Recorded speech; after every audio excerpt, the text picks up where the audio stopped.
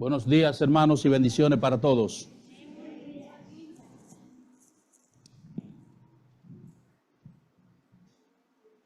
Yo sé que ustedes se están preguntando, pero todos los días dicen que escriban sus preguntas y que el pastor la va a responder. Pero ¿cuándo es que él va a comenzar a responder esas preguntas? Déjenme responder una pregunta antes de comenzar con el mensaje.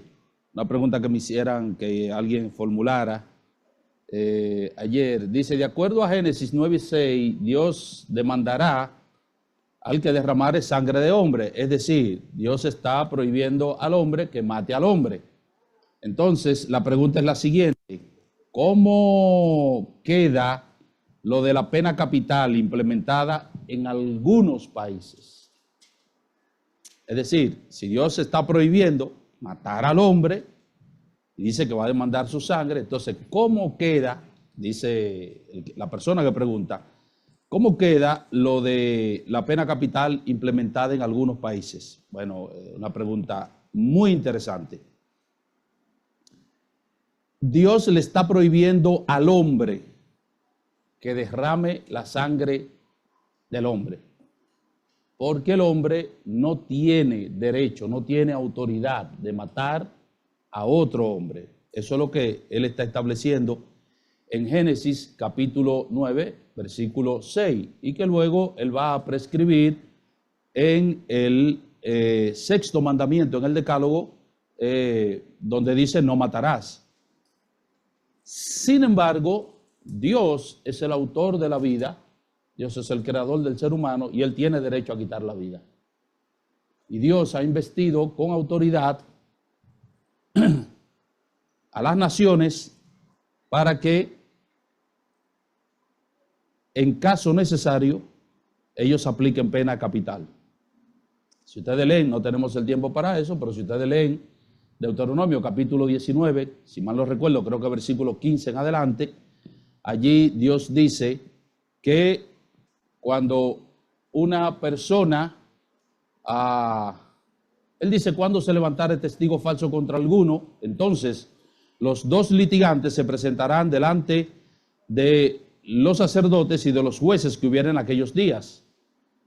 Y si la persona resultare falso, el testigo, entonces le harán a él como él pensó hacerle a la persona contra la cual estaba testificando. Y entonces él dice, y los jueces inquirirán bien. Y si la persona resultó ser un testigo falso, le van a hacer a él como él pensó hacerle a la persona que estaba acusando. Y no le va a compadecer. Él le dice, ojo por ojo, diente por diente, vida por vida. Ahora, ¿quién debía aplicar la pena capital? Las autoridades civiles competentes, los jueces. Y eso es lo que se conoce como la ley de la retaliación o la ley del talión.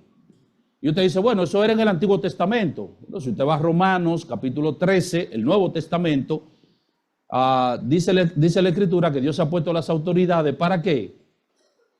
¿Para qué? Para proteger al débil contra el fuerte. Y si el fuerte no actúa de manera correcta, dice el Señor que no en vano lleva la espada. Que no en vano lleva la espada. ¿Quién? El verdugo, que tenía la espada no de lujo, sino para aplicar pena capital. La pena capital es bíblica. Lo que pasa es que tienen que aplicarla las autoridades civiles competentes. No hay contradicción en la Biblia. Lo que usted no puede es usted tomar la justicia en sus manos. No, para eso están las autoridades.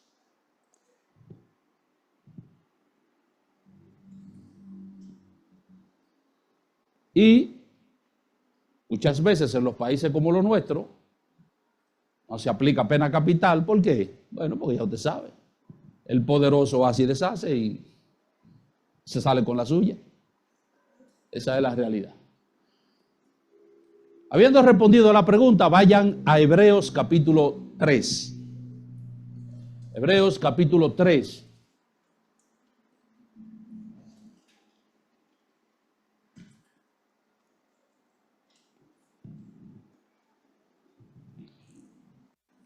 Y los versículos 1 al 6.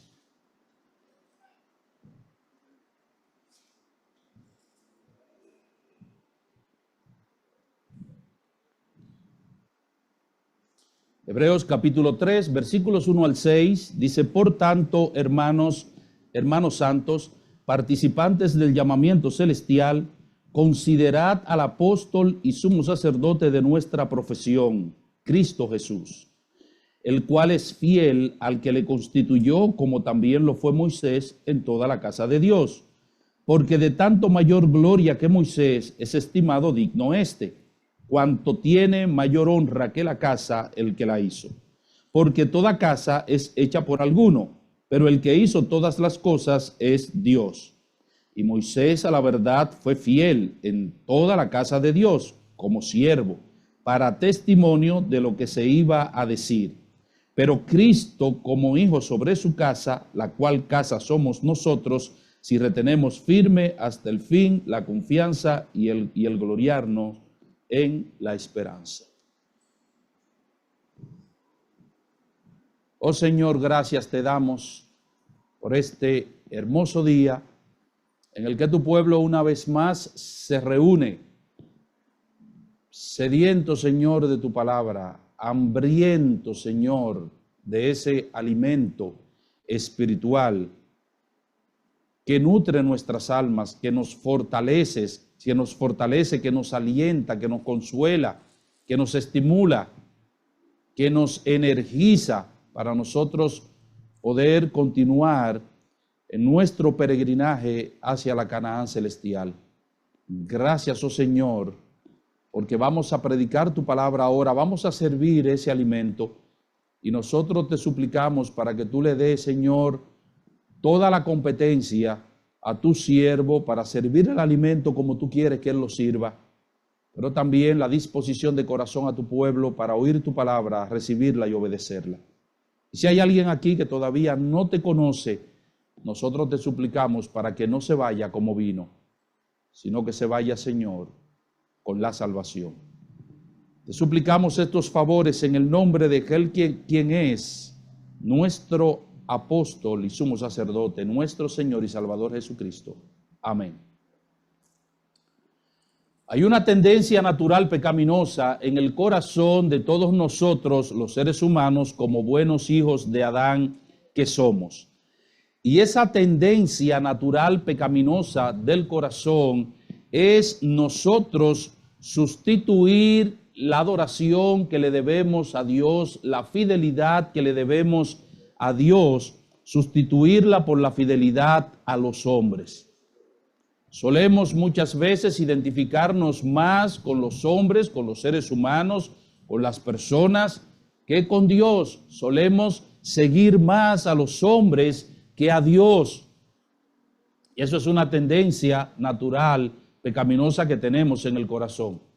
El apóstol Pablo escribe a los Corintios y una de las cosas que él tiene que corregir en esta iglesia era precisamente ese problema.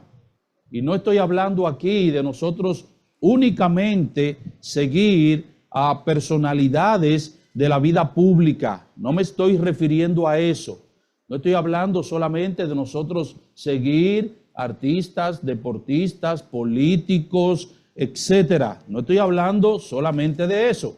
Estoy hablando de seguir personalidades dentro del cristianismo bíblico, lo cual no es menos pecaminoso que nosotros seguir figuras de la vida nacional o de la vida pública, qué sé yo. Es exactamente lo mismo. Por eso el apóstol Pablo escribe a los Corintios en el capítulo 3, si mal no recuerdo, de su carta, o en el capítulo 1, y él escribe allí y tiene que amonestar a estos hermanos porque en la iglesia en Corinto estos hermanos habían formado partidos espirituales, podemos llamarlos así, partidos evangélicos dentro de la misma iglesia. Y había un grupo que se identificaba con Apolos, había un grupo que se identificaba con Pedro y había un grupo que se identificaba con Pablo. Y es interesante porque cuando Pablo escribe a estos hermanos, Pablo no le dice a estos hermanos: ¿cómo es posible que ustedes se estén identificando con Pedro? ¿Qué ha hecho Pedro por ustedes? O que se estén identificando con Apolos, un tipo que ni siquiera tiene mucho conocimiento en las Escrituras. Es un predicador elocuente, pero ni siquiera mucho conocimiento teológico tiene Apolos. ¿Cómo es posible que ustedes se estén identificando con estas personas cuando ustedes saben que el fundador de la iglesia he sido yo? Cuando ustedes saben todo lo que yo he pasado, todo lo que yo he sufrido, todo lo que yo he gastado, yo mismo me he gastado por ustedes. ¿Cómo es posible que ahora ustedes formen partido de que siguiendo a Pedro y siguiendo a Apolos? Es a mí a quien tienen que seguirme. Pablo no hizo eso. Pablo sabía lo que eso implicaba. Así que exhorta, amonesta a estos hermanos, reprende a estos hermanos y le dice quién es Pedro, quién es Apolos y quién soy yo. ¿Acaso fue crucificado alguno de nosotros por ustedes? ¿Fue alguno de nosotros el que murió por ustedes? Nosotros lo único que somos siervos del Señor. Yo planté, Apolos regó, pero el crecimiento lo da Dios. Es a Cristo a quien ustedes tienen que seguir. Así que yo, como un perito arquitecto, puse el fundamento. Y ustedes tienen que edificar sobre ese fundamento. Y nadie, absolutamente nadie puede poner otro fundamento que el que está puesto, el cual es Jesucristo. Ese es el fundamento, es la base de nuestra fe. Y ahora en la actualidad, o en la historia del cristianismo, esa tendencia pecaminosa siempre nos ha acompañado. Así que nosotros tenemos personas que son, dicen ellos, menonitas. ¿Por qué? Son seguidores de una persona o el fundador de su denominación se llamó Meno Simón. Y entonces hay menonitas. Luteranos, calvinistas. Y la gente se enorgullece de eso. No. Yo soy.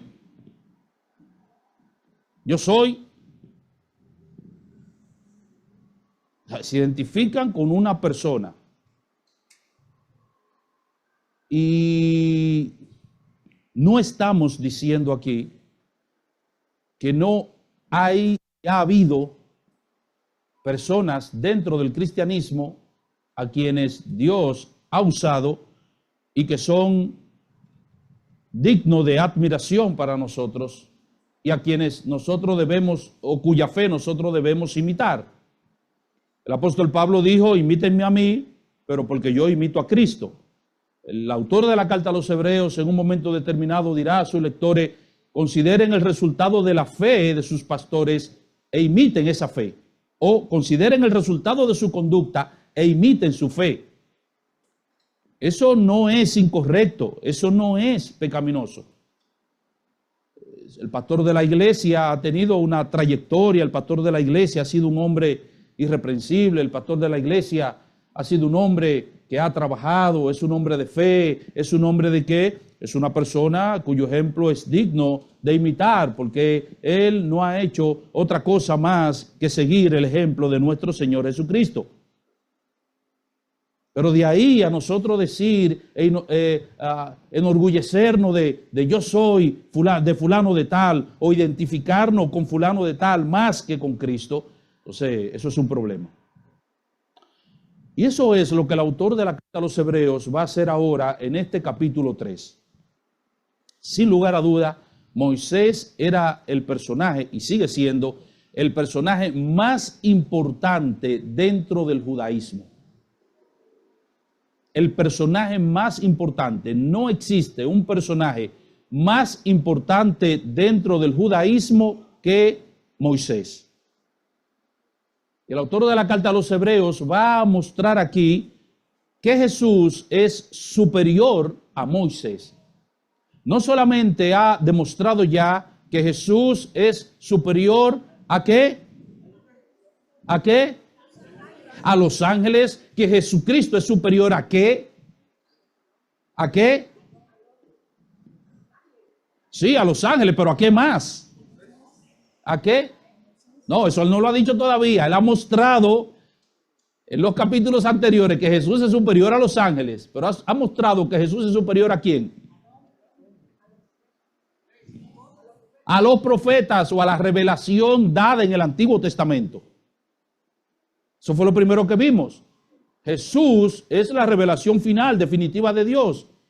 Es una revelación o es la revelación superior a la revelación dada en el Antiguo Testamento. Todos los profetas, incluyendo los ángeles. Y después va a decir o va a demostrar que Jesús es superior a los ángeles.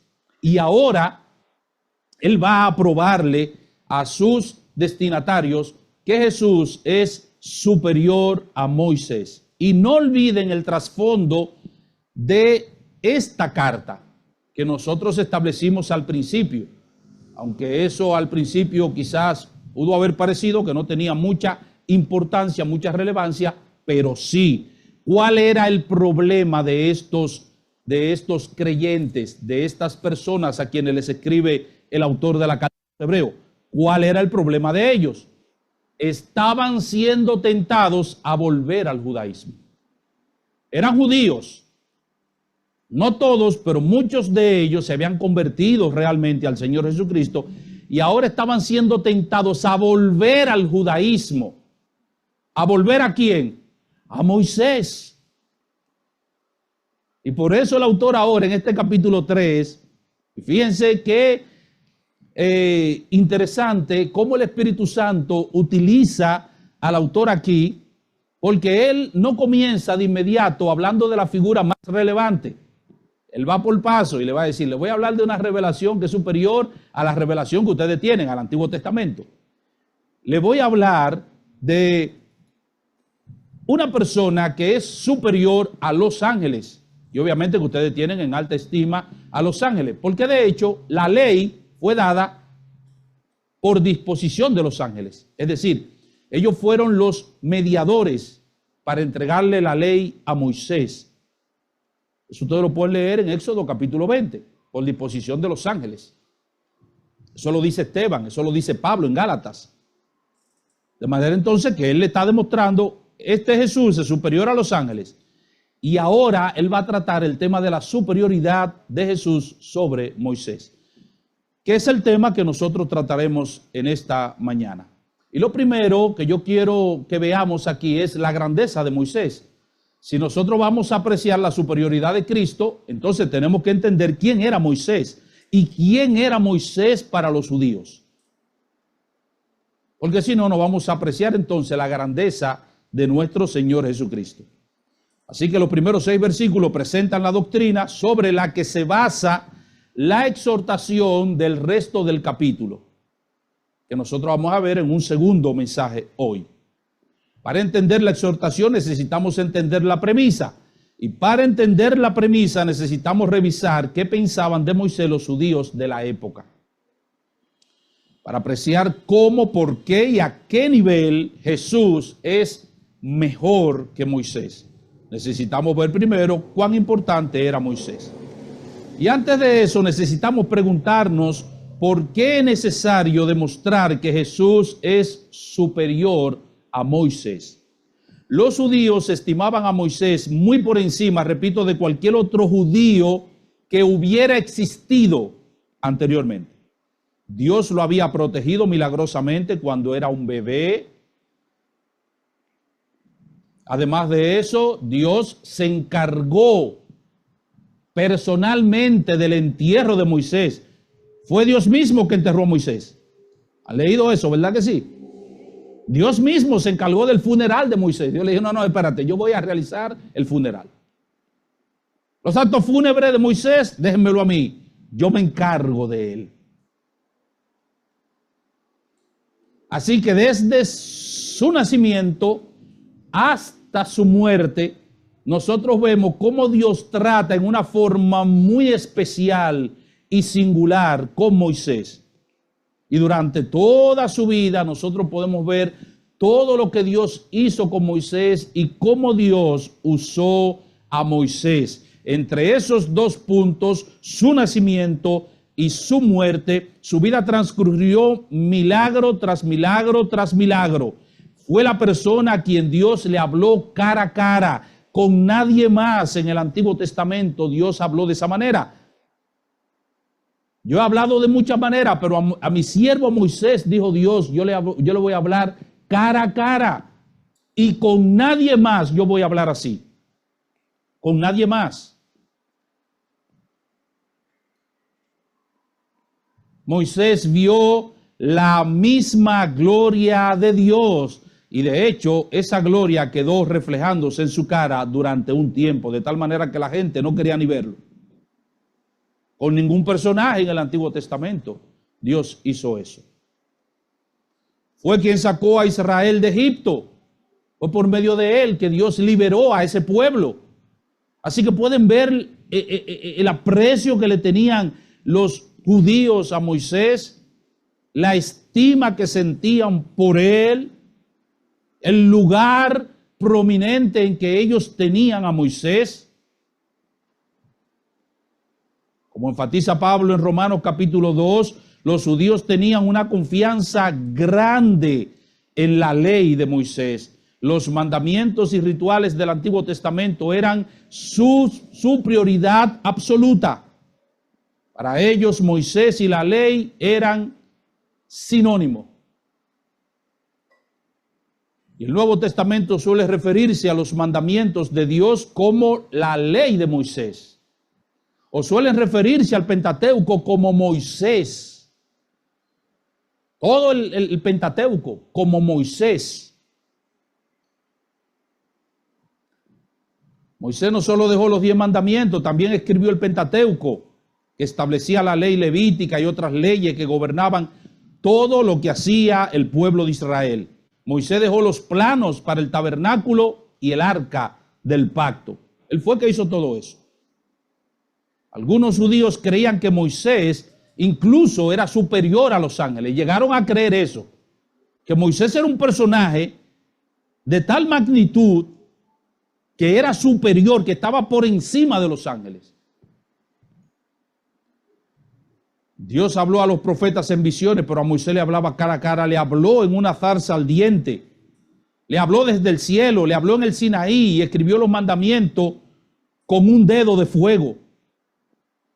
Fue sobre todos los demás, Moisés era el hombre de Dios, el siervo de Dios. Sin embargo, en este pasaje de Hebreos, el Espíritu Santo llama a los lectores a mirar a Jesús como alguien superior a Moisés. Moisés fue grande, en efecto, pero Jesús era mucho más grande, mucho más grande. Él demuestra que Jesús es superior a Moisés en su oficio, en sus obras, y que era superior en su persona. Y eso nos lleva de la mano a nuestro segundo encabezado, la superioridad de Jesús sobre Moisés. Jesús era superior a Moisés en su oficio. Hebreos capítulo 3, versículo 1. Por tanto, hermanos santos, participantes del llamamiento celestial, considerad al apóstol y sumo sacerdote de nuestra profesión, Cristo Jesús. Él no ha comenzado a hablar todavía de Moisés. El autor hace un llamamiento a sus destinatarios, a sus lectores, y les dice: deténganse por un momento y consideren cuidadosamente a un personaje del que le voy a hablar a continuación. Consideren el oficio de este personaje. Y comienza introduciendo la superioridad de Jesús precisamente con su oficio. Él es el apóstol y sumo sacerdote de nuestra profesión. Él es el apóstol y sumo sacerdote de nuestra profesión. La palabra apóstol, la palabra griega apóstolos, lo que significa es enviado. Eso es lo que significa, el enviado. Él es el enviado, el enviado. Ahora, hay enviados, hay personas que fueron enviadas de Jesucristo, y a eso se les llama apóstoles de Jesucristo. Y los apóstoles de Jesucristo fueron los que él llamó de manera personal aquellos que fueron entrenados por él y aquellos que fueron testigos oculares de su resurrección. Esos fueron los apóstoles de Jesucristo. Y fueron únicamente 12. Y al apóstol Pablo, a quien el Señor llamó, a quien el Señor entrenó, y el cual fue testigo de su resurrección. Porque fue el Cristo resucitado el que se le apareció camino a Damasco. Digo esto porque hay una epidemia ahora, en esta época, dentro del cristianismo evangélico, de apóstoles. Dicen ellos, apóstoles. El apóstol fulano, el apóstol mengano, el apóstol que sé yo quién, el apóstol tal. Bueno, si es apóstol, en el sentido llano de esa palabra, es decir, si es un apóstol, un enviado, está bien, no hay problema, yo no tengo problema con eso. Siempre y cuando la iglesia lo envíe. La Biblia dice que Bernabé era un apóstol. No sé si lo han leído en el libro de los Hechos. Dice los apóstoles Bernabé y Pablo. Y menciona a Bernabé como un apóstol, pero Bernabé no era un apóstol de Jesucristo. ¿Un apóstol de qué? Un apóstol de la iglesia de Antioquía que lo había comisionado junto con Pablo. Si la iglesia te envía, tú eres un apóstol porque tú eres un enviado, pero no eres un apóstol de Jesucristo. Vamos a estar claros, un apóstol de la iglesia, un enviado de la iglesia, y hay que establecer esa distinción. Ahora, estos personajes de ahora se llaman apóstoles de Jesucristo para tener el mismo rango que los apóstoles de Cristo. Es para eso, no es para otra cosa. Y tienen la intención de dar a entender a las personas de que ellos son superiores, que están en un nivel espiritual superiores al resto de los cristianos porque son los apóstoles. Espérate, el apóstol tal. Y esa es la razón, dicen ellos, por la que ellos no pueden viajar en aviones comerciales. ¿Y por qué? Porque ellos son los apóstoles, tienen que tener sus propios jets privados. Porque vaya, tratan de justificarlo de manera espiritual. Pero yo no sé dónde es que el pueblo de Dios tiene la cabeza en esta época. No entiendo dónde es que tiene la cabeza. O parte del pueblo de Dios. No sé dónde es que tiene la cabeza. Tratan de justificarlo de manera espiritual. Y te dicen, no, es que yo tengo que viajar en un jet privado. No puedo viajar en un avión comercial, en un vuelo comercial. ¿Y por qué? Bueno, porque ahí van muchos incrédulos. Y esos incrédulos están endemoniados. Y cuando viene a ver, los demonios tumban el avión. Así que como verás, yo tengo que viajar en un jet privado. ¿Por qué? Porque yo soy un apóstol y estoy rodeado de santos. Así que los demonios no tumbarán este avión.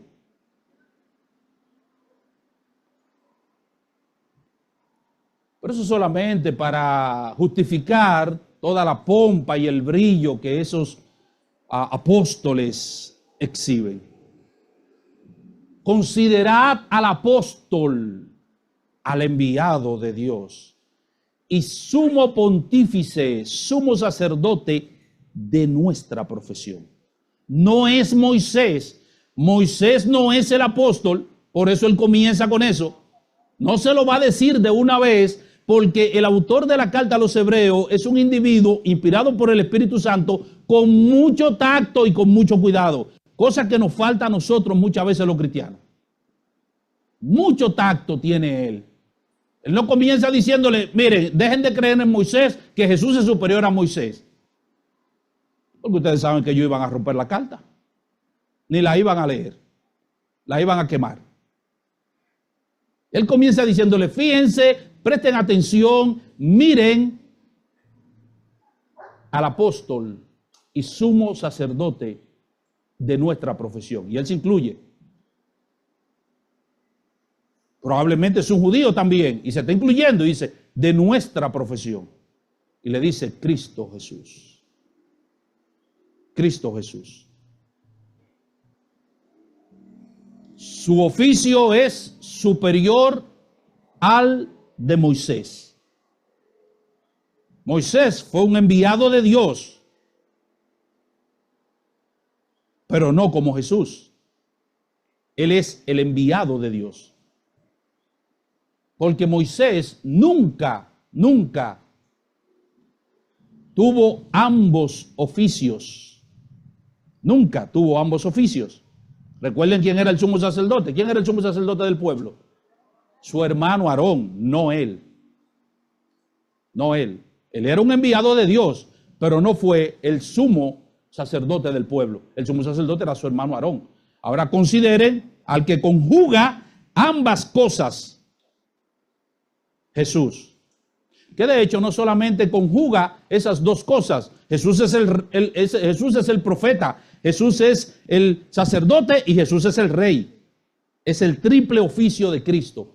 Y conjuga los tres oficios del Antiguo Testamento, se conjugan en Cristo. ¿Saben por qué? Porque esos oficios apuntaban a Cristo. Más adelante él va a hablar de eso en el capítulo 4 y va a decir que Jesús es superior a Aarón. Pero por ahora él lo que quiere demostrar que Jesús es superior a Moisés. ¿Y por qué es superior? Debido a su oficio. Él es el apóstol y él es el sumo sacerdote. En segundo lugar, Jesús es superior a Moisés debido a sus obras. Debido a sus obras. Sigan leyendo. El cual es fiel al que le constituyó, como también lo fue Moisés en toda la casa de Dios. Porque de tanto mayor gloria que Moisés es estimado digno cuanto tiene mayor honra que la casa el que la hizo. Versículo 4. Porque toda casa es hecha por alguno, pero el que hizo todas las cosas es Dios.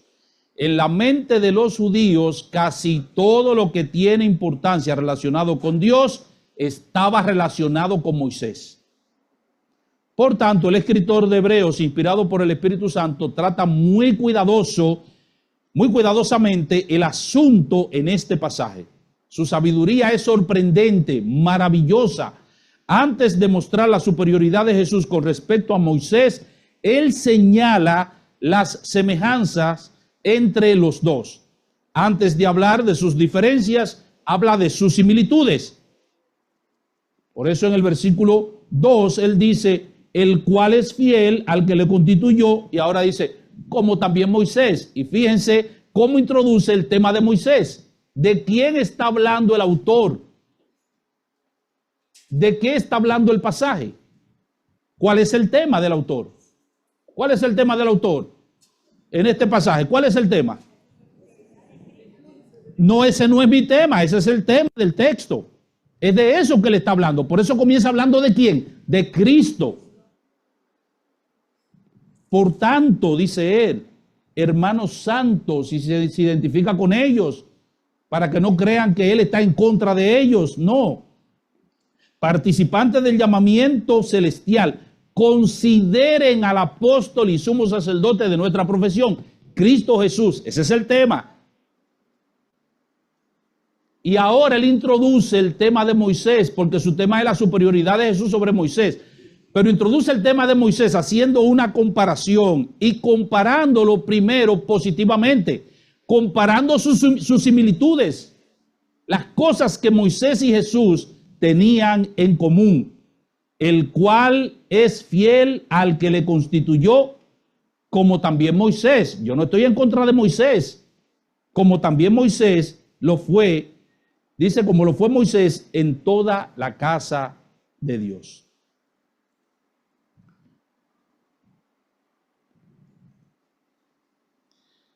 El Antiguo Testamento confirma ese testimonio. Números 12, 7 y 8. Dice, a mi siervo Moisés, que es fiel en toda mi casa, cara a cara hablaré con él. Moisés ejecutó el plan de Dios, salió de Egipto al desierto, rescató el pueblo, salió al desierto. Dios estuvo con él, Dios lo acompañó, hizo cosas extraordinarias por el poder de Dios, fue fiel. Todo lo que Dios le dijo que hiciera, él lo hizo, excepto al final, que Dios le dijo, háblale a la roca. Y él golpeó la roca, pero fue fiel. Y eso lo dijo Dios. Y eso es un testimonio extraordinario. El hecho de que Dios diga, fulano de tal fue fiel en toda mi casa. Fue fiel. Si Dios viniera ahora mismo, si Él descendiera, si Él viniera aquí, Cristo viniera ahora mismo y se presentara ahora mismo aquí, Él está aquí, pero si Él se presentara físicamente, si Él viniera en su gloria, pudiera el Señor decir de cada uno de nosotros, fulano, mira fulano, es fiel en toda mi casa. Digo, ¿puede el Señor decir eso de cada uno de nosotros? ¿Puede el Señor decir eso de ti? Fulano es fiel en toda mi casa. Todo lo que yo le digo que haga, Él lo hace. A todo lo que yo lo envío, Él va. Él es fiel, ella es fiel en toda mi casa. Dice Pablo que se requiere de los administradores que cada uno sea hallado, fiel. Y estamos nosotros siendo fieles al Señor en realidad. ¿Estamos siendo fieles? ¿O justificamos nuestra infidelidad delante de Dios? Porque es fácil justificarlo delante de los hombres. ¿Qué dijo el Señor de los siervos cuando le entregó sus talentos? ¿Qué dijo el Señor de ellos? ¿Qué fue lo que el Señor dijo de ellos cuando vino y arregló cuenta con ellos? ¿Qué fue lo que dijo? Buen siervo y fiel. Sobre poco has sido, sobre mucho te pondré. Entra en la fiesta con tu Señor.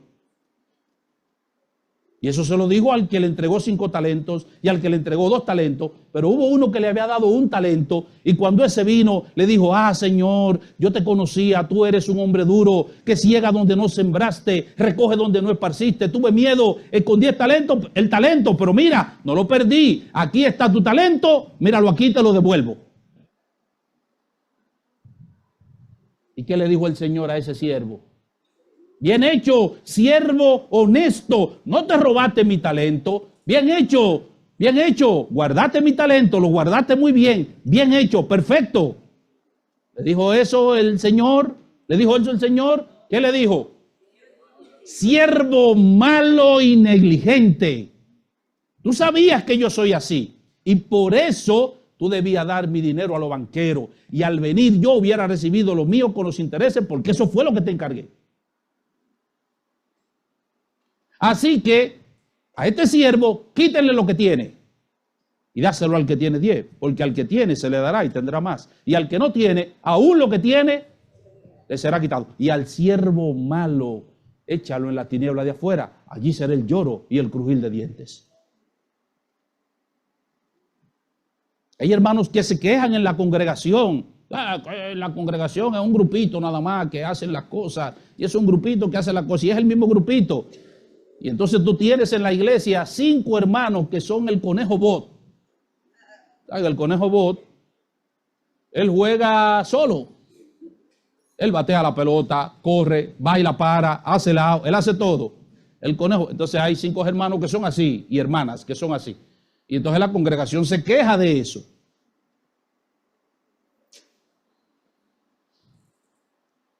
No debería ser así. Digo, no debería ser así. Pero ¿cuál es el problema? Es que esos son los hermanos fieles. Ese es el problema. Ese es el problema. No es otro. Moisés fue fiel en toda la casa de Dios. Pero Jesús fue más fiel que él. Moisés no pudo introducir al pueblo en la tierra prometida, un encargo que el Señor le dio. Y no lo pudo introducir por una rabieta que hizo, simplemente. Se dice rabieta aquí. Por una rabieta no introdujo al pueblo a la tierra prometida. Cristo nunca hizo rabieta. Cristo nunca falló. Todo lo que el Padre le encomendó, Él lo hizo. Él mismo dijo, el que habla por su propia cuenta, su propia gloria busca, pero el que busca la gloria del que le envió, este es verdadero y no hay en él injusticia. Él acabó la obra en su oración sacerdotal, lo veíamos ayer. Él acabó la obra que el Padre le encomendó que hiciera. Padre, no he fallado en nada. He acabado la obra que tú me diste que hiciese. Y por eso en la cruz dijo, consumado es. La obra está acabada, es la idea. La deuda está saldada. Acabé la obra.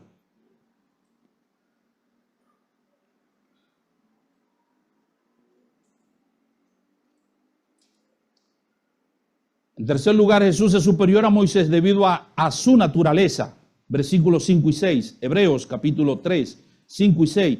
Y Moisés a la verdad fue fiel en toda la casa de Dios como siervo para testimonio de lo que se iba a decir. Pero Cristo como un hijo sobre su casa, la cual casa somos nosotros, si retenemos firme hasta el fin la confianza y el gloriarnos en la esperanza.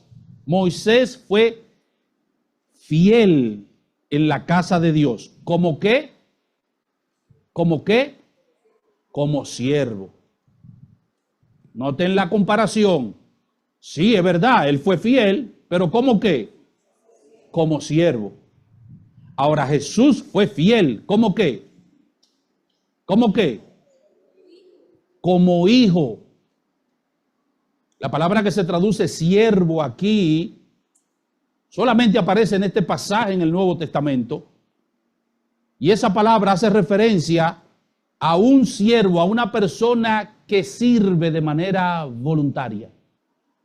Las demás palabras que se traducen siervo en el Nuevo Testamento son palabras que hacen referencia a una persona que sirve de manera obligatoria. Por eso se puede traducir como esclavo, siendo la más frecuente, la más común, la palabra doulos. Esa es la más común, la más frecuente. Pablo, siervo, doulos de Jesucristo. O sea, Pablo era un esclavo de Jesucristo, una persona que había sido llamada a servir por el Señor. Pero esta palabra lo que significa es uno que sirve de manera voluntaria. Moisés de manera voluntaria fue fiel en toda la casa de Dios. Y es interesante eso. ¿Y por qué? Porque hay gente que sirve en la iglesia, pero cuando lo mandan.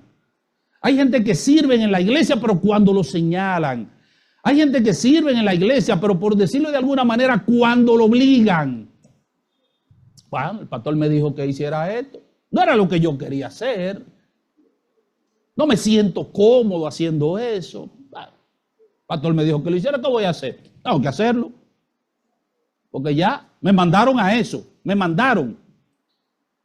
O la iglesia me seleccionó, la iglesia me mandó, la iglesia me escogió para eso. Tengo que hacerlo. No siento gozo al hacer eso. No me deleito en eso. Pues tengo que hacerlo porque me mandaron a hacer eso.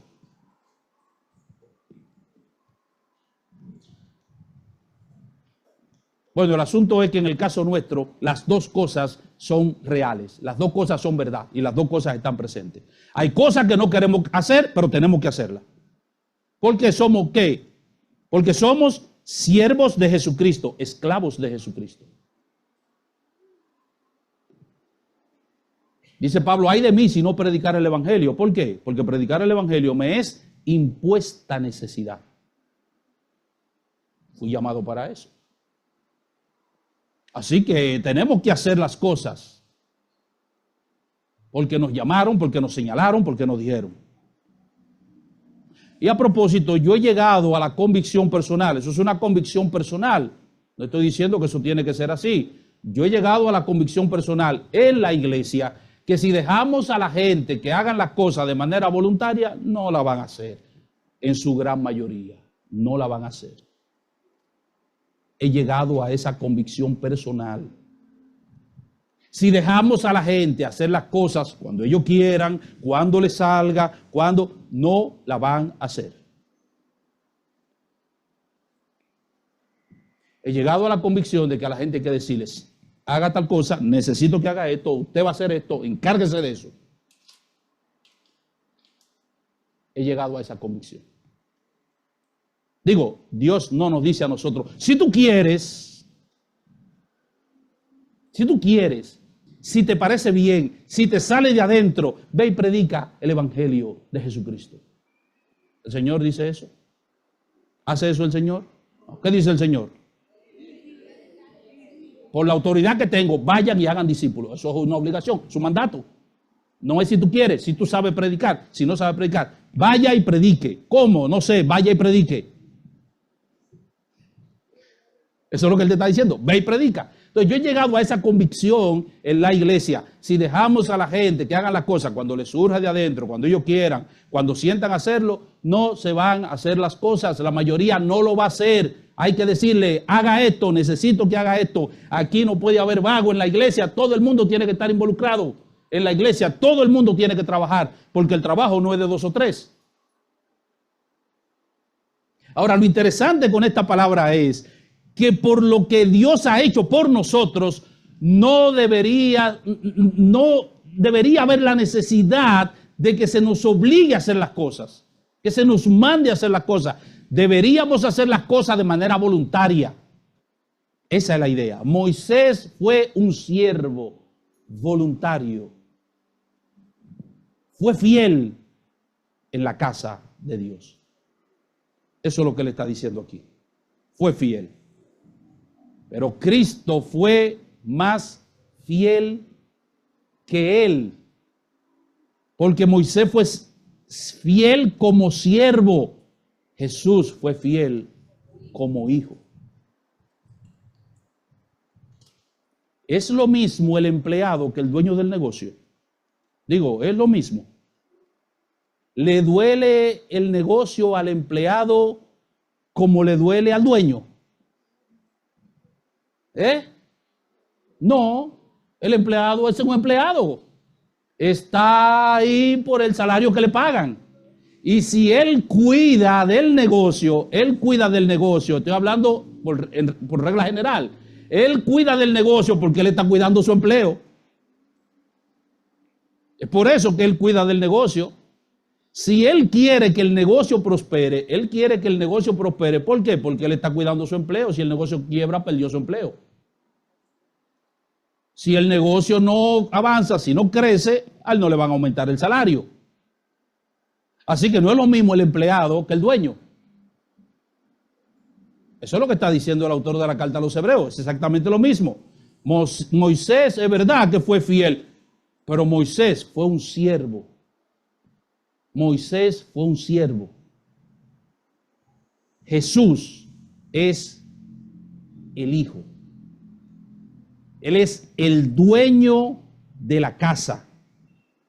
Así que Moisés fue un siervo de alto rango que administró la casa de Dios. Y la palabra que se traduce aquí, casa, la palabra oikos, veíamos eso ayer. Aquí se está refiriendo a las personas, al pueblo. Esa era la casa. Moisés administró el pueblo en el antiguo pacto, pero administró ese pueblo apuntando hacia Cristo. Y el autor deja ver eso claramente. Y Moisés, a la verdad, fue fiel en toda la casa de Dios como siervo para testimonio de lo que se iba a decir. ¿Y qué era lo que se iba a decir?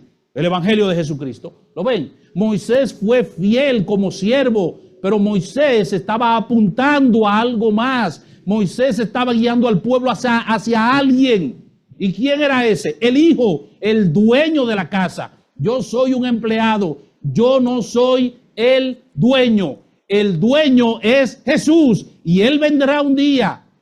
Eso es lo que le está diciendo aquí el autor de la carta a los Hebreos. Yo soy un empleado en el negocio, pero los beneficios del negocio, lo que el negocio produce, no es para mí, no me lo puedo llevar a mi casa. ¿Para quién es? ¿Para quién es? Para el dueño. Yo administro el negocio. Por eso cuando usted le dice, ¿usted es el dueño de aquí? No, yo lo que soy un empleado.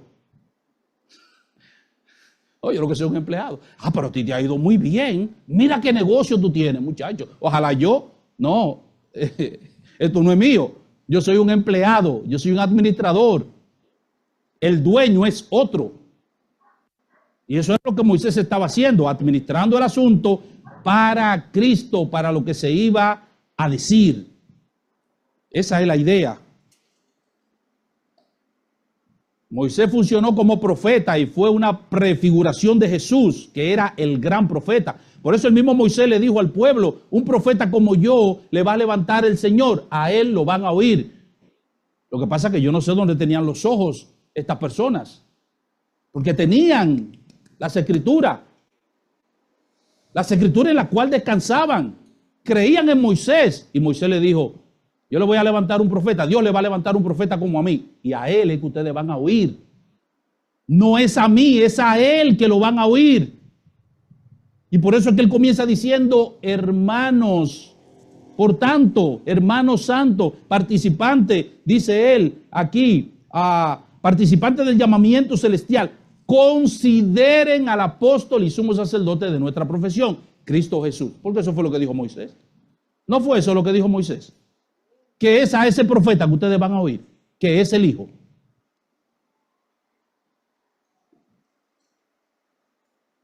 La metáfora que describe al pueblo de Dios como una casa, un edificio, aparece con frecuencia en el Nuevo Testamento. Primera a los Corintios 3:16, 6:19, segunda a los Corintios 6:16, primera de Pedro 2:5. Y ahora el autor dice que esa casa que le pertenece al Hijo, ¿quiénes son? ¿Quiénes son? ¿Nosotros quiénes? ¿Nosotros quiénes? ¿Los hondureños? ¿Nosotros quiénes? La iglesia, eso es lo que le está diciendo aquí. Esa es la casa a la que le pertenece el Hijo. La casa que le pertenece al Hijo. Pero Cristo como Hijo sobre esa casa, la cual casa somos nosotros, si retenemos firme hasta el fin la confianza y el gloriarnos en la esperanza. Y ya él mostró la superioridad del Señor Jesucristo, diciendo, el cual es fiel al que le constituyó, como también lo fue Moisés en toda la casa de Dios. Porque de tanto mayor gloria que Moisés es estimado digno cuanto tiene mayor honra que la casa, el que la hizo.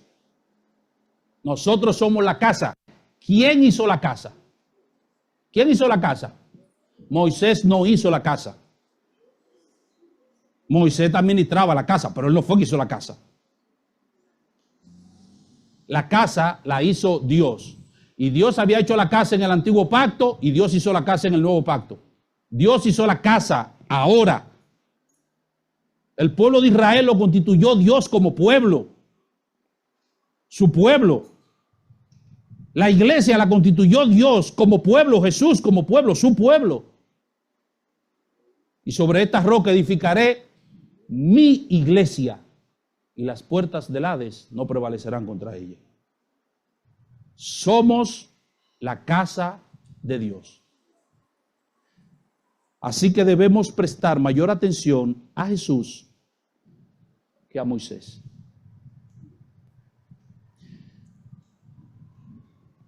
El orgullo nuestro, mis amados hermanos, no es decir que somos luteranos, que somos calvinistas, que somos metodistas, que somos menonitas, ni siquiera que somos bautistas.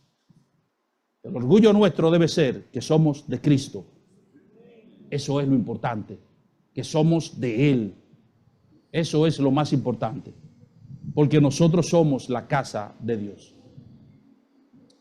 Y para concluir, tres cosas. Somos la casa de Dios si nos aferramos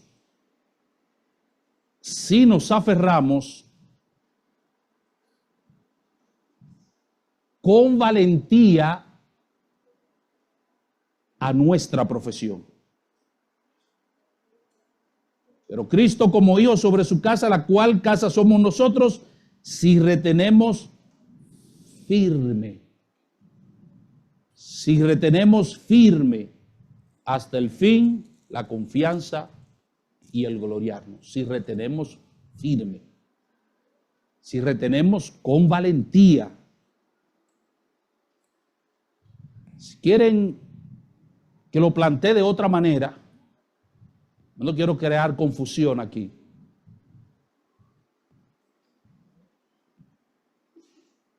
Una de las evidencias de que nosotros somos la casa de Dios es que nosotros con firmeza, con valentía, nos identifiquemos con Cristo. No solamente aquí en la iglesia, no solamente cuando nos reunimos aquí, donde quiera que nosotros estemos. Eso es lo que le está diciendo. No se trata únicamente de venir los domingos y alabar y cantar y abrazar a los hermanos y saludarlos. Y después que salimos por ahí durante toda la semana, parecemos cualquier cosa excepto cristianos. Somos la casa del Señor, con tal que nosotros mantengamos firme, retengamos firme la profesión de nuestra esperanza. Somos la casa de Dios y nos aferramos a la esperanza de la que nosotros nos enorgullecemos o nos gloriamos. Si nos aferramos a esa esperanza. Hablábamos ayer de eso. ¿Cómo está esa esperanza? Cuando las cosas no parecen salir como nosotros queremos, cuando las cosas suelen salir distinto a como pensamos, cuando la situación se complica, cuando se pone difícil, echamos mano a esa esperanza, descansamos en esa esperanza. En el capítulo 6, versículo 19, le va a decir que esa esperanza es la que nos mantiene a nosotros seguros en Cristo. Esa esperanza. Porque si usted se puso a contemplar las cosas aquí y ahora, fácilmente termina deslizándose. Finalmente, si Jesús es superior a la revelación dada en el Antiguo Testamento, si es superior a los ángeles y si es superior a Moisés, como de hecho lo es, entonces debemos fijar nuestra confianza en Él. Y así Él comienza. Por tanto, hermano santo, participante del llamamiento celestial, considerad al apóstol y sumo sacerdote de nuestra profesión, Cristo Jesús. Y en el capítulo 12 va a decir, pongan los ojos en, no quiten los ojos de ahí. No, que tú sabes que tal cosa, no, que tú sabes que fulano me decepcionó, no, que el hermano fulano, bueno, ponga los ojos en los hermanos, no ponga los ojos en el pastor, pon los ojos en Cristo Jesús. Como dice el himnólogo, pon los ojos en Cristo, tan lleno de gracia y amor. Pon los ojos en Jesús. No, es que mi vista está en Cristo. Olvídate. Puede pasar esto, puede pasar aquello, puede pasar lo otro. Yo estoy fijo con la vista en Cristo. ¿Y por qué? Porque es a Él a quien tengo que mirar. Porque Él es superior. Hermanos, los judíos tenían sus ojos puestos en Moisés. Moisés no entró a la tierra prometida. Y no entró a la tierra prometida por una rabieta. El hombre más manso que había en la tierra en su época. Y no entró por una rabieta. ¿Ven por qué no podemos poner los ojos en una persona, en un hombre? ¿Ven? ¿Ven por qué no debemos identificarnos con una persona? Vemos el ejemplo de los santos, vemos el ejemplo de las santas, sí. Imitamos ese ejemplo, sí, pero nuestra vista no está puesta en ellos. Nuestra vista está puesta en Cristo. Es a Él a quien nosotros debemos considerar. El Señor le bendiga.